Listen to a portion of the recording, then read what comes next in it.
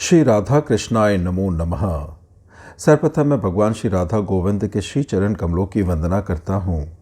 आप सभी भक्त श्रोताजनों को भी सादर नमस्कार करता हूँ। श्री रहीम दोहावली से अब तक हम 9 भागों में 225 दोहों के भावार्थ का श्रवण कर चुके हैं। इसे आगे बढ़ाते हुए आज हम 10वें भाग में अगले 25 दोहों के भावार्थ का श्रवण करेंगे, जो इस प्रकार से है। रहीमन विपदा हु भली जो थोड़े दिन होए, हित अनहित या जगत में जानी परत सब कोय। अगर विपत्ति थोड़े दिन के लिए आई हो तो ठीक है, ठीक इसलिए कि ऐसी अल्पकालिक विपत्ति एक बहुत अच्छा काम कर जाती है। वह मित्रों की परख के लिए कसौटी बन जाती है। कौन असली मित्र है और कौन नकली, इसकी असलियत सामने आ जाती है।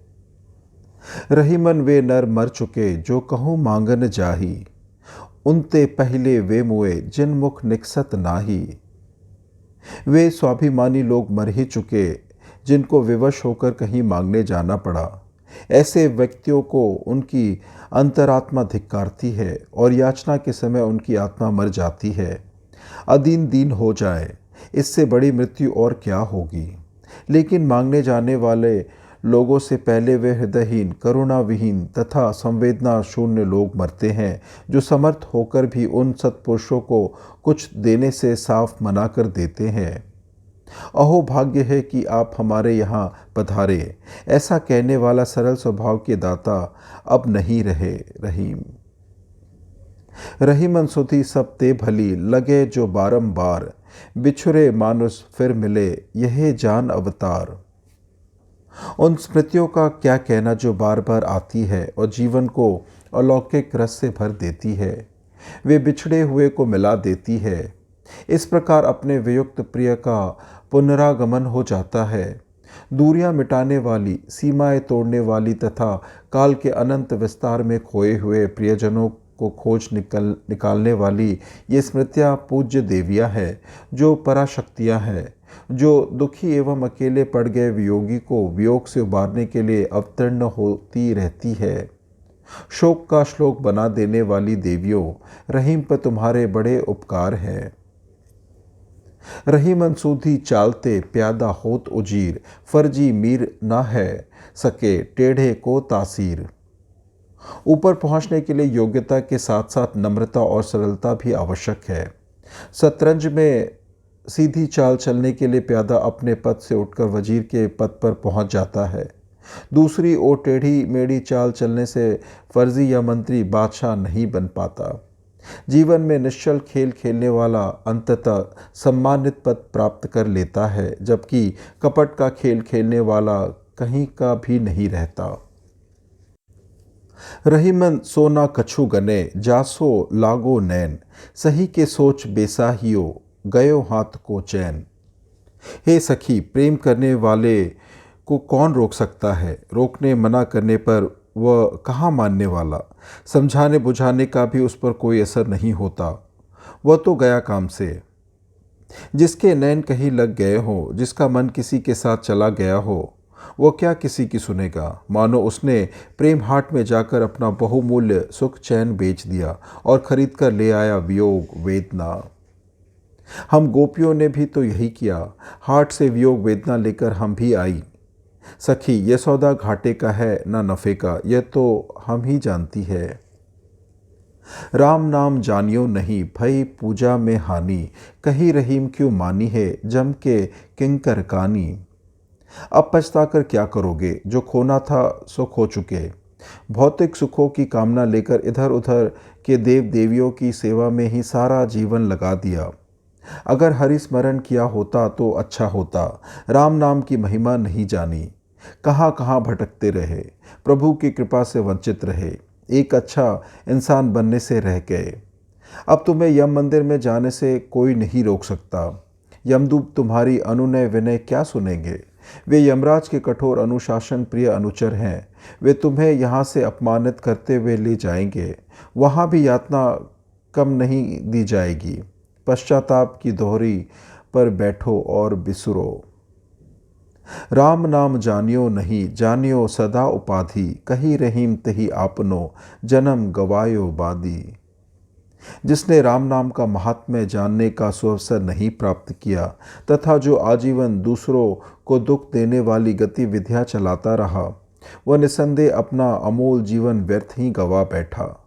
प्रभु की उपस्थिति की अनुभूति से व्यक्ति श्रेष्ठ मूल्यों से संपन्न हो जाता है। उसका हृदय शतदल खिल जाता है, वो चैतन्य हो उठता है, उसके आकाश पर आनंद घन उमड़ने लगते हैं, वो ज्योति पर्व बन जाता है। लेकिन मानवीय कायागृह में ज्योति जगाने के लिए किसी प्रेरणा की आवश्यकता होती है। रीति प्रीति सब सौ भली, बैर ना हित मित गोत, रहीमन याही जन्म की, बहुरी न संगति होत। श्री रहीम जी कहते हैं, यह हमारा परम सौभाग्य है कि हमको सर्वश्रेष्ठ मनुष्य योनि प्राप्त हुई। जो व्यक्ति इस जीवन पिंड में मानवीय गरिमा प्रकाशित कर लेता है, उसी का जीवन सार्थक है। क्या पता पुनर्जन्म होगा भी या नहीं, हो भी तो क्या मालूम उस जन्म में अपने हितैषी मित्र बंधु बांधव मिल पाएंगे या नहीं। अच्छा यही होगा कि इस जीवन को प्रथम और अंतिम मानकर संपूर्ण बनाया जाए। मानवीयता की अनंत संभावनाओं को महितल पर ही अवतरित कर लिया जाए। यह सब हितैषियों, मित्रों, स्वजनों और कुटुंबियों के स्नेह, प्रेम तथा शुभेच्छा के बगैर नहीं हो सकता। रूप कथा पद चारुपट, कंचन दोहा लाल, जो जो निरखत सूक्ष्म गति, मूल रहीम विशाल। छन छन नवीनता धारण करने वाला रूप, कवि मनुष्यों द्वारा परिकल्पित जीवन जगत के रहस्यों का उद्घाटन करने वाले पौराणिक कथाएं, संत भक्त कवियों के अमृत मंत्र पद, केसर परंपरागत कुशल शिल्पियों द्वारा निर्मित महीन वस्त्र, स्वर्णाभरण, अमित भाव रहे दोहा, छंद आदि दीप्तमणि माणिक्य, ये सब सरसरी निगाह से देखने के लिए नहीं होते। चलती दृष्टि से देखने पर ये बड़े साधारण लगते हैं, लेकिन जब कोई पारखी या तद विषय विशेषज्ञ सूक्ष्मता से देखता है तो पता चलता है कि वह क्या है और उसका मूल्य क्या है, अर्थात वैसे वैसे इनका मूल्य बढ़ता जाता है। श्री रहीम जी कहते हैं कि गुणी व्यक्ति गुणवान वस्तु या काव्य का गुण सूक्ष्मता से परख कर समझता है। जो अगुणी है उसके लिए तो हीरा भी पत्थर के समान होता है। अगुणी से गुण की परख कराना मूर्खता कहलाएगी। रूप बिलो की रहीम त, जत मन लागी जाए, याके ताके ही आप बहु लेत छुड़ाए छुड़ाए। रूप शक्ति बड़ी हटीली है। अप्रतिम रूप को देखते ही मन मोहित हो जाता है, मना करने भी नहीं मानता और रूप के साथ लग जाता है। फिर भी वह एक हाथ नहीं आता। आंखें भी उसी की तरह रूप से जा मिलती है। रूप देखते देखते आंखें थक जाती है, फिर भी वे वहाँ से हटना नहीं चाहती। किसी तरह जब खींचकर उनको अपने पास लाया जाता है, वे छुड़ाकर फिर वहीं जा पहुँचती है। रूप का ऐसा जादू जिन पर नहीं चलता वे अभागे हैं। लिखी रहीम ललार में, भई आन की आन, पद कर काटी बनारसी, पहुँचे मगहर थान। धार्मिक विश्वास है कि काशी में देह त्याग करने से मोक्ष प्राप्त होता है। इसी मोक्ष की कामना से वशीभूत होकर किसी अज्ञानी ने अपने हाथ पांव कटा लिए ताकि वह प्राणांत के समय काशी में ही रहे, किंतु उसके भाग्य में तो कुछ और ही लिखा था, इसलिए कुछ का कुछ हो गया। सन्निकट मृत्यु के समय ना जाने कहाँ से एक अश्वरोही आ पहुँचा और उसे अश्व पर बैठाकर मगहर ले उड़ा। उसे जहाँ मरना था वहीं मरा। ललाट लेख मिटाया नहीं जा सकता। तीर्थ धर्म मूर्खों के लिए नहीं होता। लोहे की ना लोहार की, रहीमन कही विचार, जो हानि मारे शीस में ताही की तलवार। यह तलवार किसकी है? यह तलवार पर किसका अधिकार है? यह तलवार लोहे की है, इस तलवार पर लोहे का अधिकार है? नहीं, यह तलवार लोहार की है, इस तलवार पर लोहार का अधिकार है। नहीं, यह तलवार विजेता योद्धा की है, इस तलवार पर विजेता योद्धा का अधिकार है।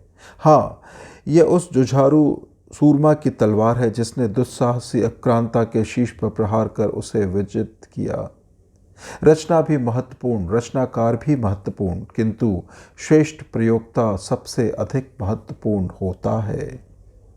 वहे प्रीति नहीं रीति वह, नहीं पाछिलो हेत, घटत खटत रही मन घटे, ज्यो कर लीन है रेत।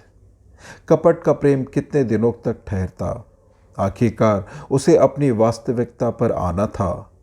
कहाँ गए प्रेम के वे चटक रंग, कहाँ गए प्रेम निभाने के वे मुखर संकल्प, कहाँ गए एक दूसरे के लिए अर्पण प्रत्यर्पण के कथन। प्रेम का नाटक क्यों खेला गया?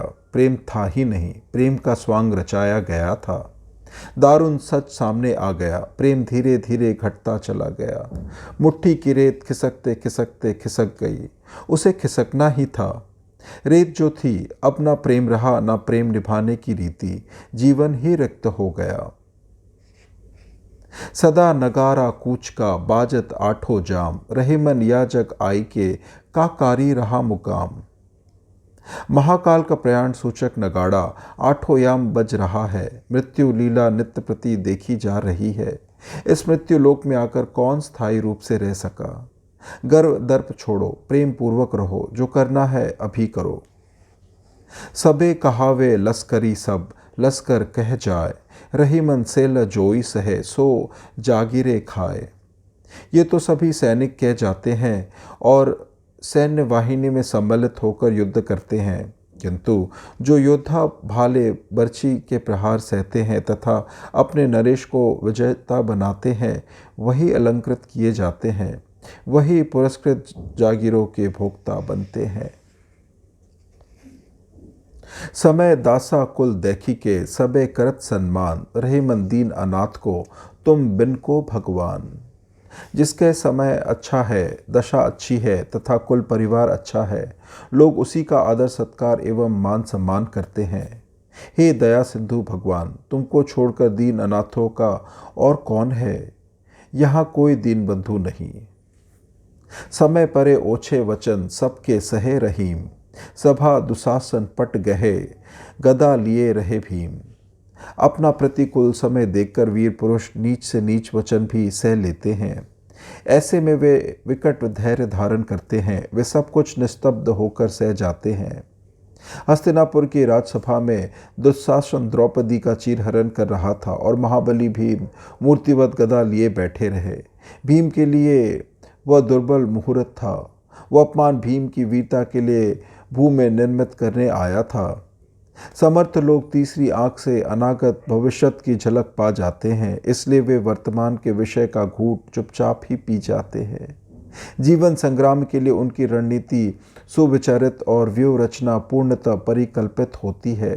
समय दृष्टा अपराजय है, समय पाए फल होत है, समय पाए झरी जात, सदा रहे नहीं एक सी, का रहीम पछितात। समय चक्र गतिमान है, ऋतुएं क्रम से आ जा रही हैं। वृक्ष का जीवन क्रम चल रहा है, वह समय पर फलता और समय पाकर फल विहीन हो जाता है। उसमें समय पर फूल आते हैं और वह समय पर पत्र त्याग करता है। अच्छा हो या खराब, समय अवश्य बदलेगा, ऋतु परिवर्तन होगा।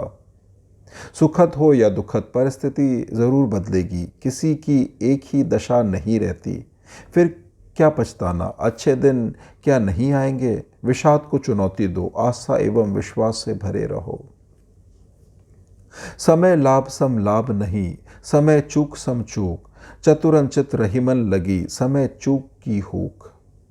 समय लाभ जैसा कोई लाभ नहीं, समय हानि जैसी कोई हानि नहीं। चतुर सुजानों से भी प्राय समय की चूक हो जाती है, जिसकी हूक उनके हृदय में उठती रहती है। ऐसी चूक फिर वे नहीं करते, अपनी भूल सुधार लेते हैं। समय देवता को सम्मानित करो, समय विजेता बनो, समय को बांध लो और स्वयं बंध जाओ। सरवर के खग एक से, बाढ़त प्रीति ना धीम, पे मराल को मानसर, एक के ठौर रहीम। सामान्य पक्षी सुविधा भोगी होती है, वे व्यवहारिक होते हैं। अपने जीवन निर्वाह के लिए वे साधन और स्रोतों का विशेष ध्यान रखते हैं, इसलिए उनका किसी एक सरोवर से स्थायी लगाव नहीं होता। वे अनासक्त होकर एक सरोवर से उठते हैं और चहकते हुए किसी संपन्न सरोवर पर अवतरित हो जाते हैं, किंतु हंस ऐसा नहीं कर सकता। वह अनन्य भक्त की कोटि का प्राणी है। वह एकमात्र मानसरोवर की ही शरण में निवास करता है। वह गैर मामूली जीव है। उसकी यति गति यही है, उसके लिए यही एक ठौर है। सर सूखे पंछी उड़े और सरन समाही, दीन मीन बिन पंख के कहू रहीम कह जाही। सरोवर के सूखते ही पक्षी उड़कर किसी दूसरे सरोवर की शरण में चले जाते हैं, किंतु बिना पंख का इस मीन का क्या होगा? कहाँ जाएगी यह? उड़ भी तो नहीं सकती, चल भी तो नहीं सकती। इसे इतना असमर्थ क्यों कर दिया है प्रभु? यह कहीं नहीं जाएगी, यहीं रहेगी, यहीं जिएगी, यहीं मरेगी। अशरण शरण, यह दीन भक्त तुम्हारी ही शरण में रहेगा। तुम ही उसकी आस हो, तुम ही उसका भरोसा हो। स्वारत रचत रहीम सब, औगुनहु जग माही। बड़े बड़े बैठे लखो, पथ पथ कूबर छाही। लोग अपने हित अनहित पर ध्यान रखकर किसी में गुण अवगुण ढूंढ लेते हैं। जो कभी अपना स्वार्थ साधने के लिए पथ में रुके रथ के हरसे की टेढ़ी मेढ़ी छाया को अशुभ अमंगल कहा करते थे, वही लोग अब उसी हर्ष की छाया में बैठे हुए दिख जाते हैं। कभी रथकुबर की छाया अनिष्टकारी थी, अब नहीं। लेकिन लोग ऐसे लोगों की स्थापना को मान क्यों लेते हैं? लोकमन सरल, धर्म भीरु एवं अंधविश्वासी होता है। वह लोग जीवन पर प्रभुत्व रखने वालों की ऐसी बातें मान लेता है। स्वास्थ्य तुरय जो उचरे, ती है निश्चल चित्त। पूत पराध घर जानिए, रहीमन तीन पवित्र। जिस परिवार का पुरुष गृहस्थ आश्रम में होकर भी साधना की तुर्य अवस्था में जा पहुंचा हो, जिसकी पतिव्रता पत्नी निश्चल चित्त की हो तथा जिसका पुत्र उसके वश को दिग्दिगंत तक फैला रहा हो, वो परिवार धन्य है। त्रिदेवों से पवित्र ऐसा परिवार दर्शनीय एवं अभिनंदनीय है। रहीम के विचार अनुसार ऐसा परिवार हजारों लाखों में कोई ही मिलता है। जिस परिवार में ऐसे लोग हो, वो परिवार हर प्रकार से आनंद का सुख भोगता है। साधु सराहे साधुता, जति जोखिता जान। रहीमन साचे सूर को बैरी करे बखान। साधु सज्जन ही साधुता सज्जनता की सराहना करते हैं, दुष्ट दुर्जन नहीं। योगी यति ही ध्यान योग साधना एवं समाधि की प्रशंसा करते हैं, गृहस्थ तथा सामान्य जन नहीं।